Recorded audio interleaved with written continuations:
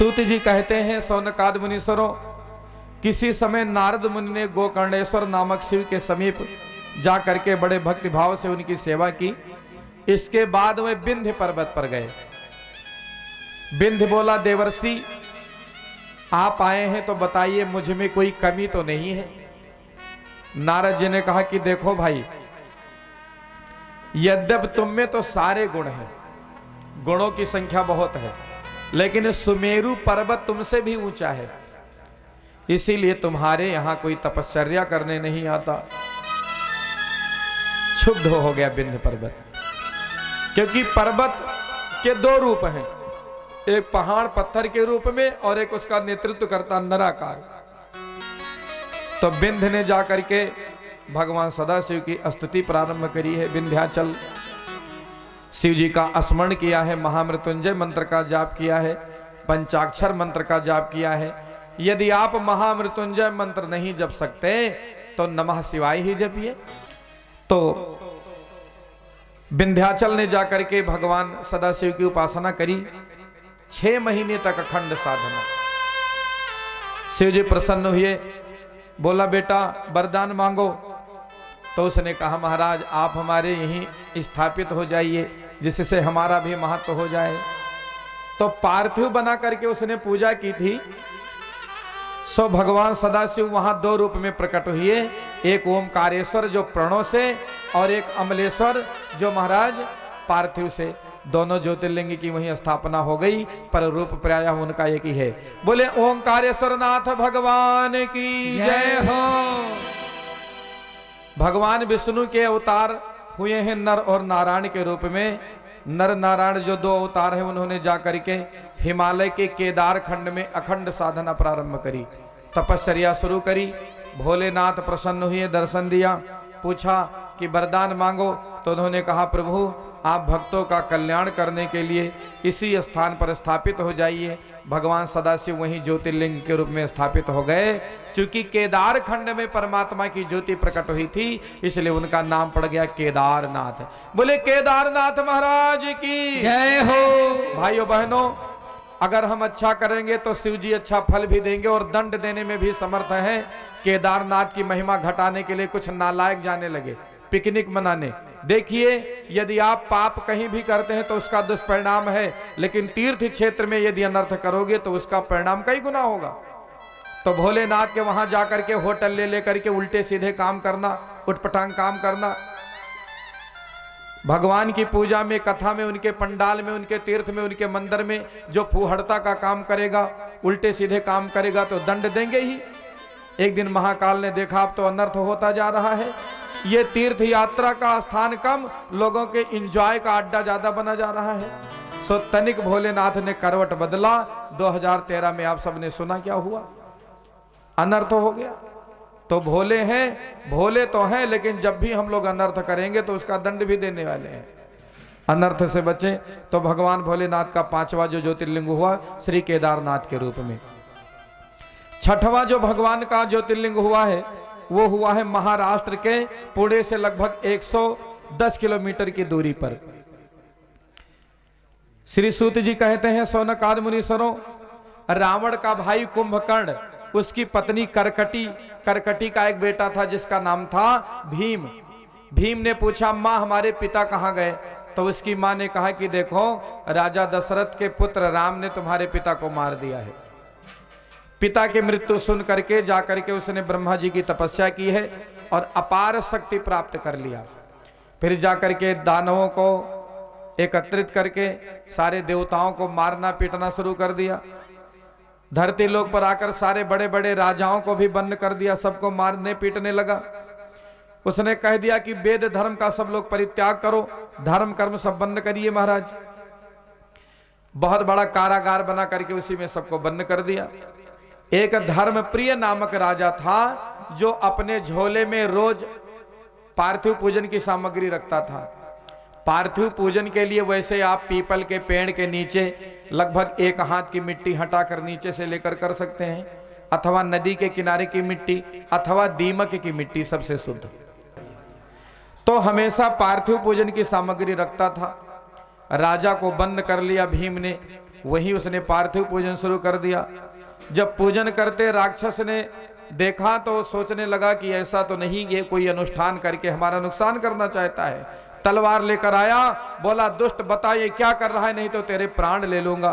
उसने कहा कुछ भी नहीं, ये तो हमारी नित्य क्रिया है। तो तलवार से उसने पार्थिवेश्वर भगवान पर जैसे आक्रमण किया, एक गड़कती चमकती हुई धधकती हुई एक आग प्रकट हो गई, एक विशाल ज्योति प्रकट हो गई और तुरंत उस भीम नामक राक्षस का वध कर दिया। सारे कैदी खड़े हो गए जिनको भीम दैत्य ने बंद कर लिया था। सदाशिव जी को प्रणाम किया, महाराज हम लोगों की रक्षा को आप प्रकट हुई हैं, मेरी प्रार्थना है कि आप सदा के लिए यहीं विराजमान हो जाएं। तब भगवान सदाशिव वहीं ज्योतिर्लिंग के रूप में स्थापित हो गए।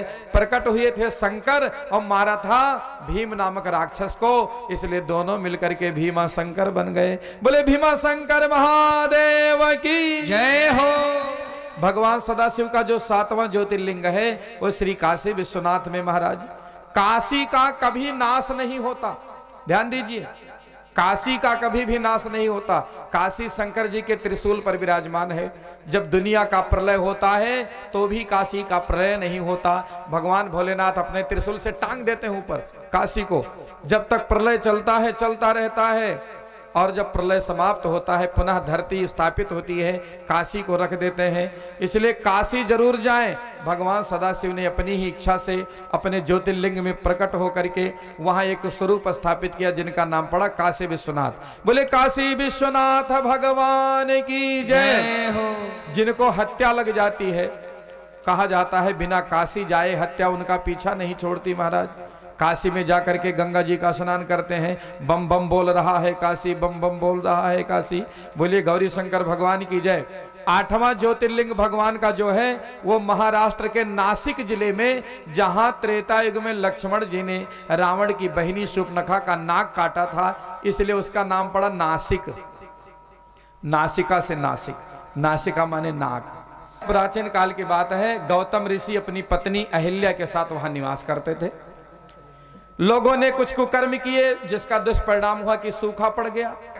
वहीं प्राचीन काल में एक महात्मा जी रहते थे महाराज अपनी पत्नी के साथ, जिनका नाम था गौतम ऋषि, पत्नी अहिल्या। दोनों ने बड़ी तपस्या करी भोलेनाथ की। कुछ अधर्मी आकर के वहां निवास करने लगे। दुष्परिणाम हुआ कि सूखा पड़ गया। अब चारों ओर अकाल पड़ गया, लोग भूखों मरने लगे। जब पानी ही नहीं तो फसल कैसे होए, पानी पिए कैसे, फसल होए कैसे, कुछ खाएं कैसे। चारों ओर हाहाकार मच गया। मनुष्य पशु पक्षी मृग उस स्थान को छोड़कर इधर उधर दसों दिशाओं में भाग गए। गौतम ऋषि ने वरुण देवता की उपासना करी, क्योंकि जल के देवता कौन है, वरुण। वरुण देवता की उपासना करी, वरुण जी प्रसन्न हुए, दर्शन दिया। तो गौतम जी ने कहा कि वरुण देव पानी बरसा दो, नहीं तो सृष्टि नष्ट भ्रष्ट हो जाएगी। वरुण जी ने कहा देखो विधाता का विधान मैं टाल नहीं सकता, मैं वर्षा नहीं कर सकता, नियम में बंधा हूं, इसलिए एक उपाय करता हूं, आप एक गड्ढा खोद दो, उसमें मैं ऐसा जल भर दूंगा कभी खाली नहीं होगा, अच्छा जल। तो गौतम जी ने गड्ढा खोदा है, वरुण जी ने पानी भर दिया उसमें, कहा चाहे जितना निकालो पानी खत्म नहीं होगा। अब उसी से गौतम जी ने क्या किया महाराज, जौ बो दिया, गेहूं बो दिया, क्यारियां बना दी, सब साग सब्जी लगा दिए, उसी से सिंचाई होता, चाहे जितना पानी निकालो पानी खत्म नहीं होता, अच्छा जल भंडार। लोगों ने सुना कि गौतम को तो एक जल का कुंड मिल गया है, सब आकर के मड़ई बना के झोपड़ी बना के रहने लगे। एक दिन की बात है, गौतम ऋषि पार्थिव पूजन के लिए अपने शिष्यों को भेजते हैं कि जाओ पानी ले आओ। पानी लेने गए तो उनके पड़ोसियों की कुछ पत्नियां थी, उन्होंने कहा पानी नहीं भरने देंगे। गुरुजी के चेले आपस आ गए, बोले महाराज पानी नहीं भरने दे रही हैं।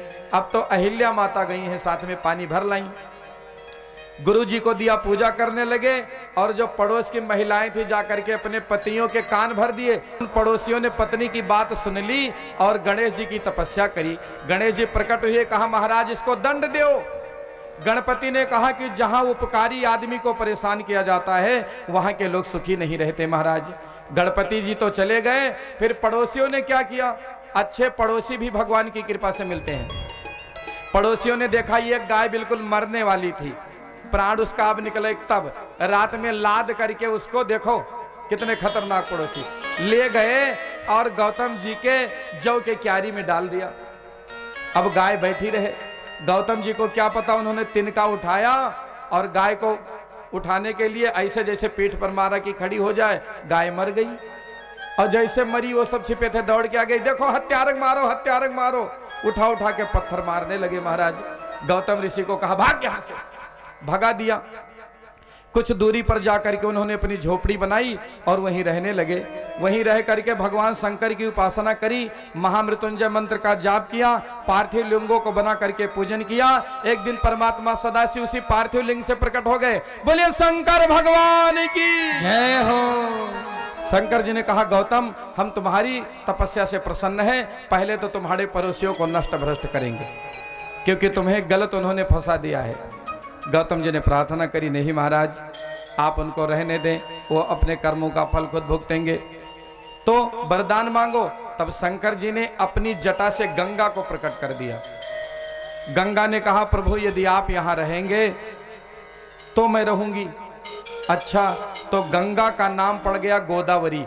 ध्यान दीजिए, नासिक जिले में, महाराष्ट्र के नासिक जिले में गोदावरी नदी और भगवान सदाशिव गोदावरी के निकट ही ज्योतिर्लिंग के रूप में स्थापित हो गए गौतम ऋषि के आवाहन करने पर, और नाम पड़ गया त्र्यंबकेश्वर महादेव। बोलिए त्र्यंबकेश्वर महादेव की जय हो।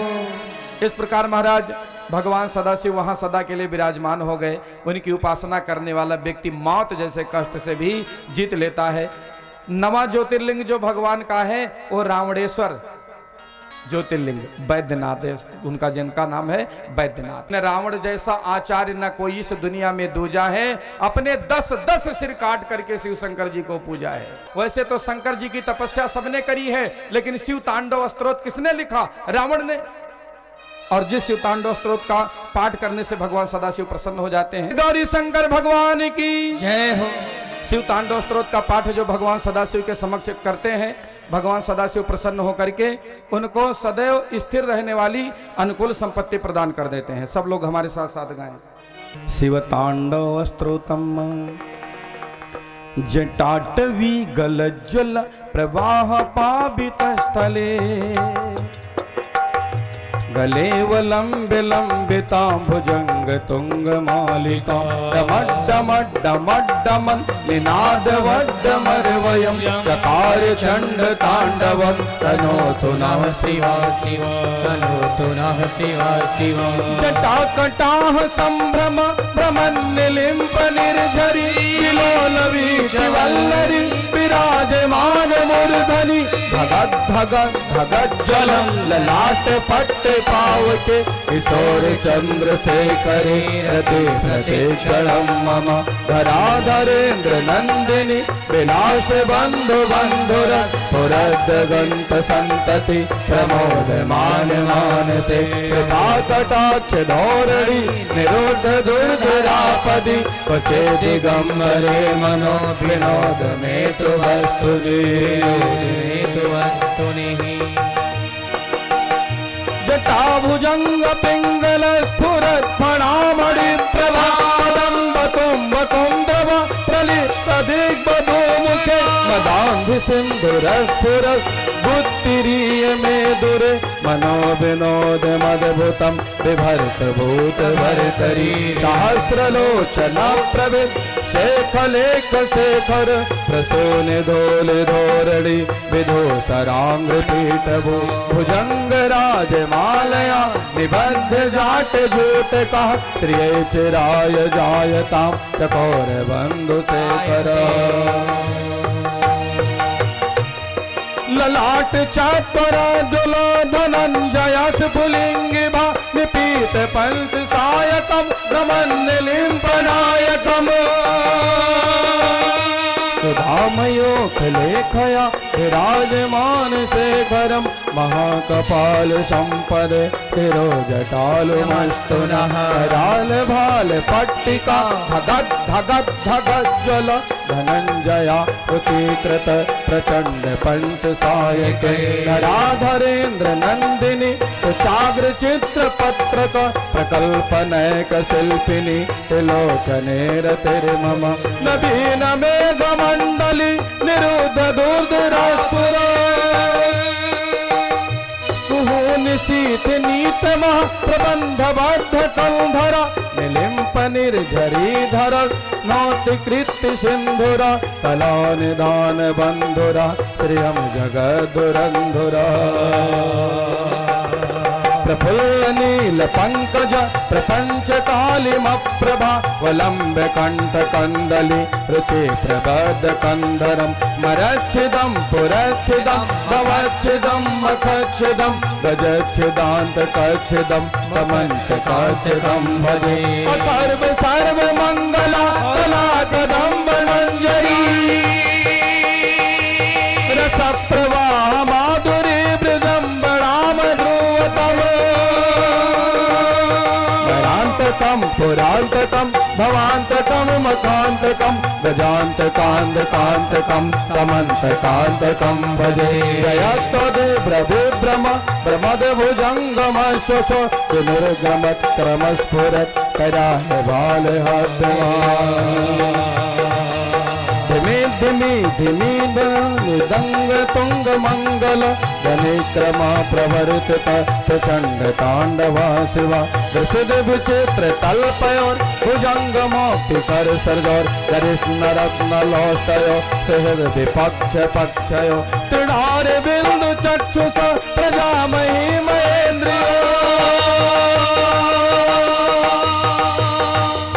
समाप्रवृत्ति कांतदा सदा शिवम भजामि हम तदा निलिम्प निर्झरी निकुंज कोटरे वसन विमुक्त दुर्मति सदा शिरस्त मंजलिन वहन बिलोल लोल लोचनो ललाम भाल लग्नता शिवेत मंत्र मुच्चरण कदा सुखी भवामि हम इमं हि नित्यमेव मुक्त मुत्तमोत्तमस्तवं पठन मरवन् ध्रुवन्नरो विशुद्धमेति संततं हरे गुरो सुभक्तिमात् याति नान्यथा गतिमा विमोहिनमिहि देहिनां सुशङ्करस्य चिन्तनम् पूजावसान समय 10 वक्त्र गीतम यह शंभु पूजन परम पठति प्रदोषे तस्य स्थिरामृत गजेन्द्र तुरंग युक्ताम लक्ष्मीं सदैव सुमुखीं प्रददाति शंभु इति श्री रावण कृतम शिवतांडव स्तोत्रम संपूर्णम। बोलिए गौरी शंकर भगवान की जय। जो शंकर भगवान की पूजा में श्री शिव तांडव स्तोत्र का पाठ करते हैं भगवान सदाशिव उनको आयु आरोग्य और ऐश्वर्य से परिपूर्ण सदैव स्थिर रहने वाली अनुकूल संपत्ति प्रदान कर देते हैं महाराज। अब तपस्या बढ़ते बढ़ते बढ़ते बढ़ते उसको आत्म संतुष्टि नहीं हुआ तो अपना मस्तक ही काट दिया। जैसे सट से काटा दूसरा मस्तक निकल आया, मन बढ़ गया उसका, शंकर जी को अर्पित कर दिया महाराज। यद्यपि शंकर जी हिंसा के खिलाफ हैं फिर भी तपस्या करते करते दूसरा भी काटा, तीसरा भी काटा। कई वर्ष बीत गए और वही साग फल खा करके तपस्या करता रहा। 9 सिर काटा, 10वें जैसे छुरी लगाया, शंकर जी प्रकट होकर पकड़ लिया। कहा बेटा ये बंद कर, क्या चाहिए तुम्हें, वरदान मांगो। और जाओ, तुमने 9 बार मस्तक काटे हैं और एक 10वां। एक आदमी के पास 1 खोपड़ी रहती है लेकिन तुम्हारे 10 रहेगी। इसका मतलब ये नहीं कि रावण के 5 खोपड़ी इधर और 5 खोपड़ी उधर।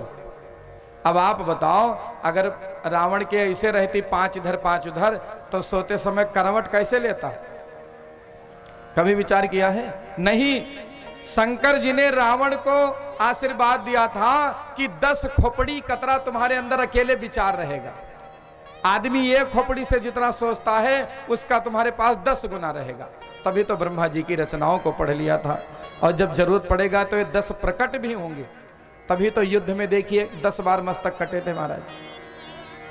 शंकर जी ने कहा और कोई वरदान मांगो, तो उसने कहा बाबा अब आप जिस रूप में प्रकट हुए हैं ज्योतिर्लिंग के रूप में, आप लिंग का रूप धारण करें और मैं अपनी लंकापुरी को ले चलूंगा।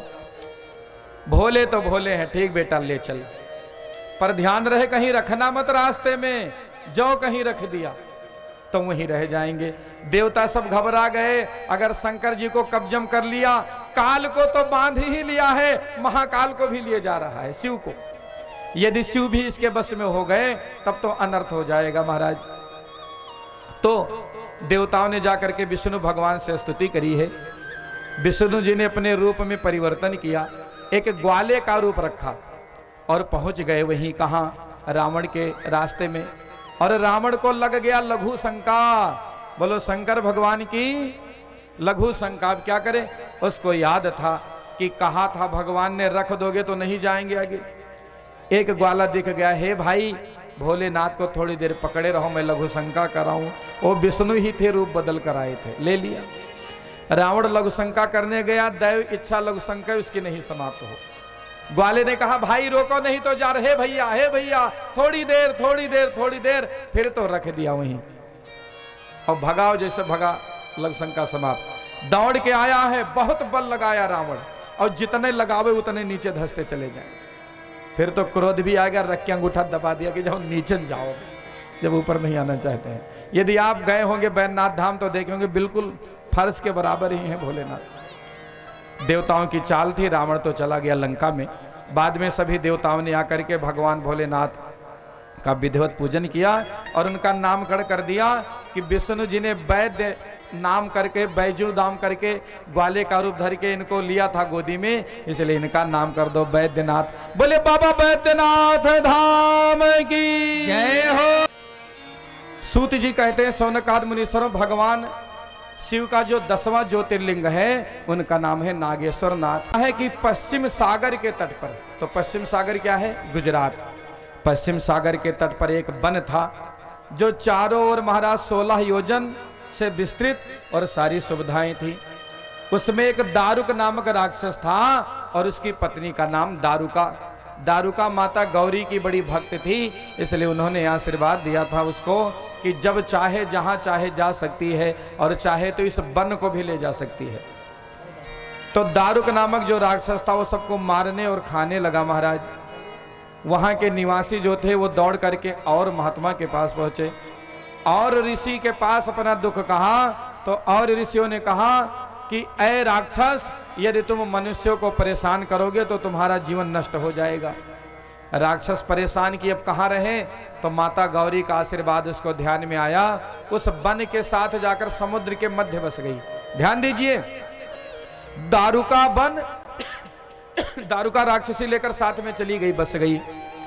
अब जब कोई जहाज से, नाव से समुद्र में जाता व्यापारी, क्या करते, दारुक के परिवार वाले पकड़कर मारकर उसको खा लेते। एक दिन की बात है, एक वैश्यों की नाव जा रही थी व्यापारी की सामग्री लेकर के, पकड़ लिया है दारुक ने और सबको बंद कर दिया, कैद कर दिया। उसी नाव में एक वैश्य था, उसी नाव में एक वैश्य था जिसका क्या नाम था, सुप्रिय वैश्य।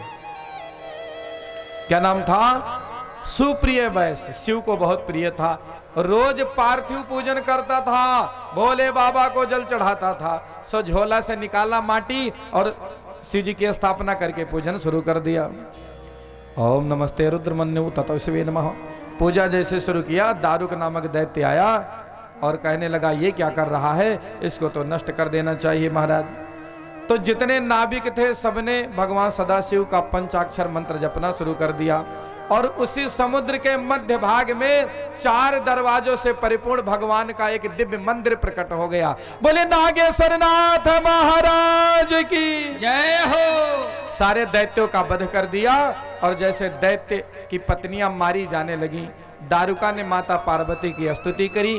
पार्वती माता ने राक्षस के पुत्रों और राक्षसियों को छुड़वा दिया और भगवान सदाशिव से सबने प्रार्थना करी, प्रभु आप यही ज्योतिर्लिंग के रूप में स्थापित हो जाइए।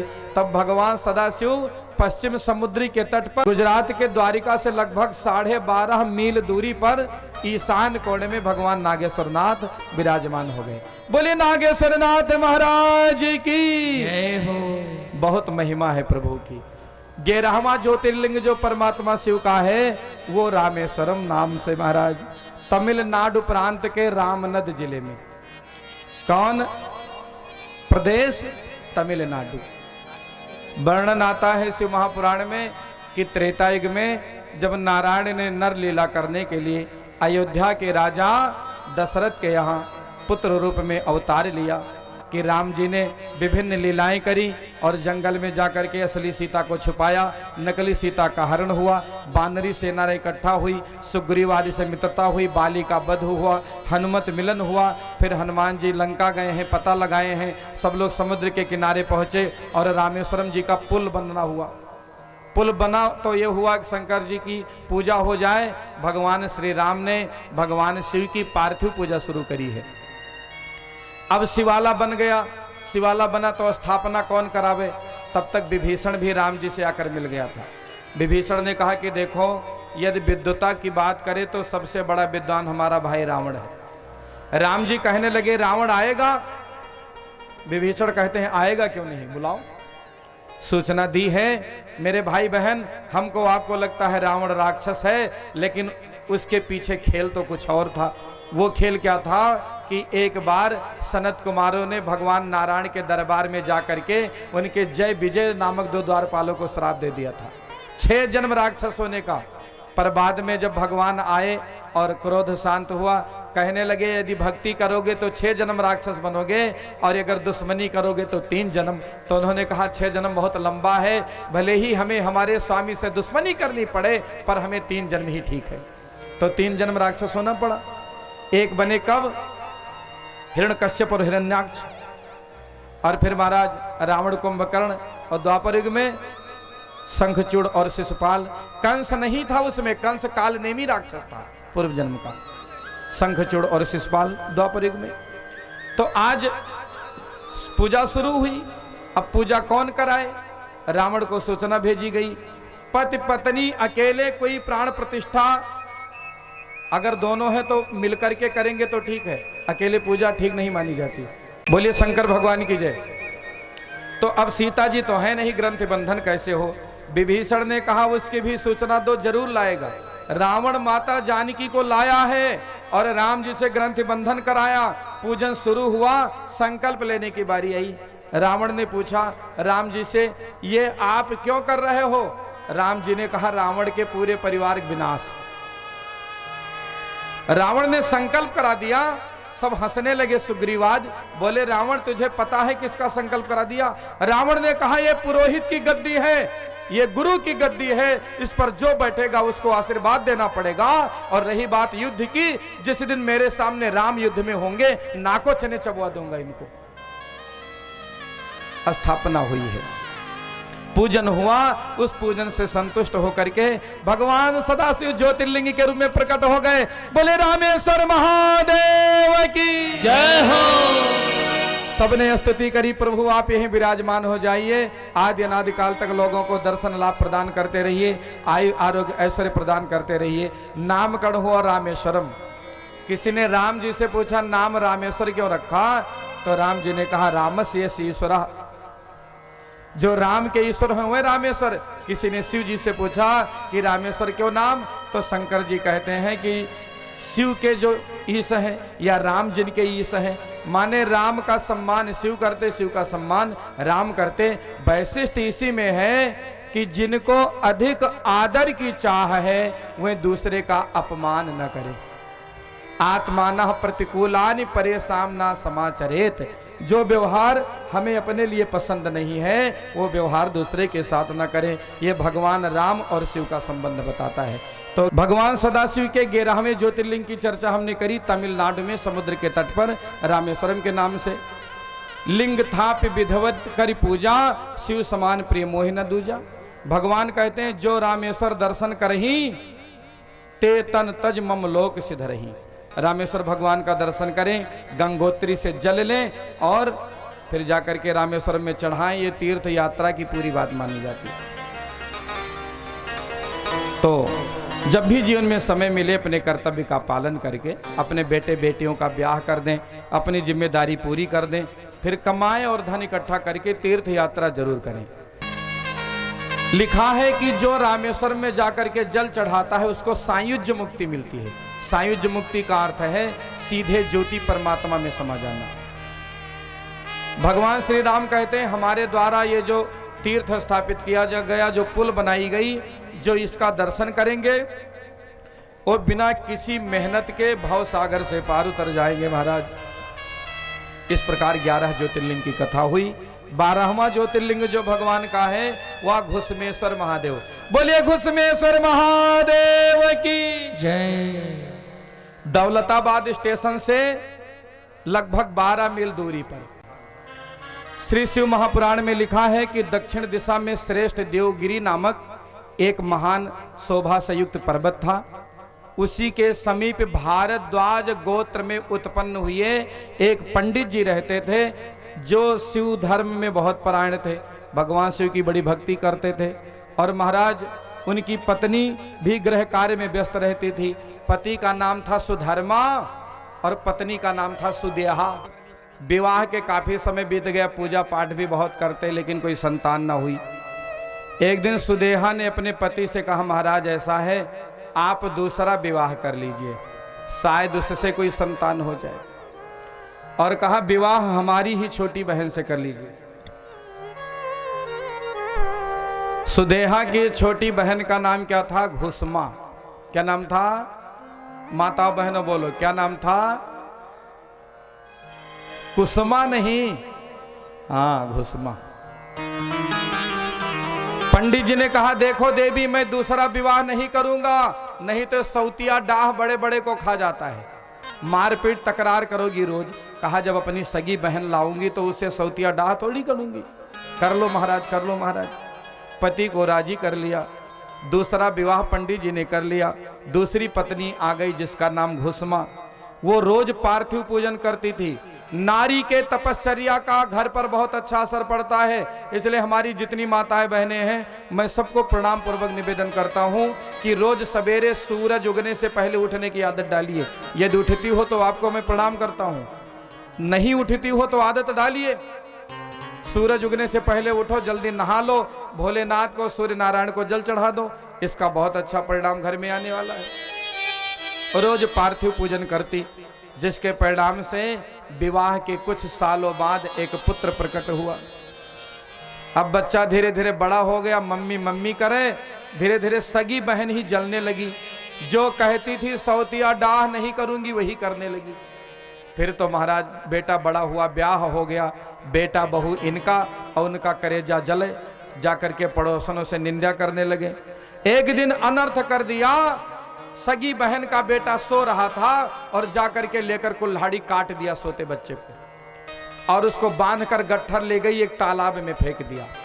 उसी तालाब में जो गांव के बाहर था, जिसमें घुसमा रोज भगवान सदाशिव का पार्थिव पूजन करके विसर्जन करने जाती थी। सवेरा हुआ, बहुरिया रोती हुई आई अपने सास के पास, कहने लगी मां आपके बेटे नहीं रहे। घुसमा नहीं उठी और उस पार्थिव भगवान को लेकर के और जाकर के तालाब में जैसे विसर्जन किया, बेटा तालाब के किनारे खड़ा बोला मां मैं तो मर गया था, शिव जी ने हमें जिंदा कर दिया। जैसे जल में विसर्जन किया है पार्थिव का, भगवान सदाशिव ज्योति रूप में प्रकट हो गए और उठाया अपना त्रिशूल मारने को। किसको? घुसमा की बहन को। घुसमा ने हाथ जोड़ा, नहीं नहीं बाबा इसको मत मारो, क्योंकि आपके दर्शन से ही लोगों के पाप धुल जाते हैं। शिव जी ने कहा ये वध के ही योग्य है। तब घुसमा ने बहुत प्रार्थना किया है, उसके प्राणों की रक्षा हुई, बहुत पश्चाताप किया है सुदेहा ने, और उसी दिन से प्रतिदिन भगवान सदाशिव का पार्थिव पूजन करने लगी। परमात्मा शिव कहते हैं देवी हम तुमसे प्रसन्न हैं, कुछ वरदान मांगो। तो उसने कहा प्रभु आप मेरे ही नाम से ज्योतिर्लिंग के रूप में स्थापित हो जाइए। तब भगवान सदाशिव वही विराजमान हो गए और उनका नाम क्या पड़ गया? घुसमेश्वर महादेव। बोलिए घुसमेश्वर महादेव की जय हो। भगवान सदाशिव के 12 ज्योतिर्लिंगों की कथा जो सुनता है या सुनाता है, भगवान सदाशिव उसके जीवन के समस्त पापों को काटकर उसे अभय गति प्रदान कर देते हैं। आइए 12 ज्योतिर्लिंग का एक स्तोत्र है छोटा सा, हम लोग पाठ करें। सौराष्ट्रे सोमनाथम च श्रीशैले मल्लिकार्जुनम उज्जैन्यां महाकालम ओंकार ममलेश्वरम परल्यां वैद्यनाथम च डाकिन्यां भीमशंकरम सेतुबंधे तु रामेशम नागेशम दारुकावने वाराणस्यां तु विश्वेशम त्र्यंबकम गौतमी तटे हिमालये तु केदारम घुस्मेशम च शिवालये एतानि ज्योतिर्लिंगानि सायं पाठा पठेन्द्रः सप्त जन्म कृतम पापम स्मरणेन विनश्यति। भगवान सदाशिव के 12 ज्योतिर्लिंग का नाम जो प्रातः या शाम को पढ़ता है उसके 7 जन्म के पाप भस्म हो जाते हैं। एतानि ज्योतिर्लिंगानि सायं प्रातः पठेन्नरः, चाहे प्रातः पढ़ो या शाम को पढ़ो, 7 जन्म कृतम पापम स्मरणेन विनश्यति। 12 ज्योतिर्लिंगों का स्मरण करने मात्र से 7 जन्म के पाप भस्म हो जाते हैं। यहाँ स्मरण करना तो दूर, लोगों ने 12 ज्योतिर्लिंग की कथा ही सुन ली। बोलिए गौरी शंकर भगवान की।